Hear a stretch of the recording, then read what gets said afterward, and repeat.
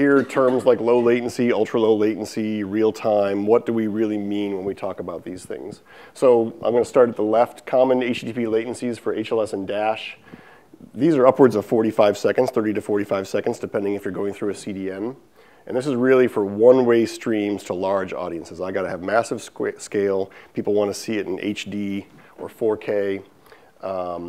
And so I can deal with latency there. Reduced latencies is kind of 5 to 20 seconds, 5 to 18 seconds. And this will be live streaming of news and sports and things and content for OTT providers. Low latency, 5 to 7 seconds is typical latency for HD cable TV. And so we call low latency anything faster than that. And this is for live streams, game streamings, esports. Sometimes you want to try to match that 5-second delay if you're streaming television content, so it matches up with what people are seeing if they're watching on TV. You want to be shouting goal at the same time as your neighbor if you're watching a sporting event. And then near real time is sub 1 second. So this would be for real-time communications, conferencing, any sort of telepresence, real-time device control. I'm controlling a PTZ camera. I want to hit the button and see it pan right immediately. So that's near real time. So that's some definitions. People think they need really low latency streaming all the time, but they don't necessarily need it. So in designing your system, because if you want low latency, it's just going to cost more. You're going to have to buy more expensive devices. You're going to have more servers, higher quality, higher bandwidth.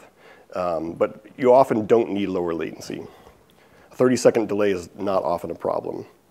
So latency doesn't actually matter. So really think about, do I need low latency? Does my use case need low latency? If I'm streaming high school sports, does it really matter if grandma in California sees it 30 seconds delayed or not? Probably doesn't matter.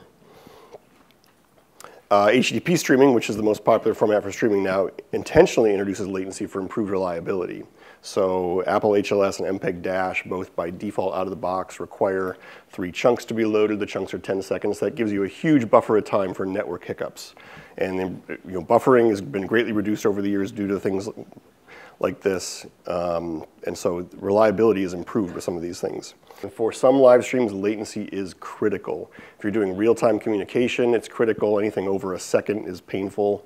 If you're doing online gaming, any sort of remote control of devices, gambling, auctions, latency is critical for certain use cases.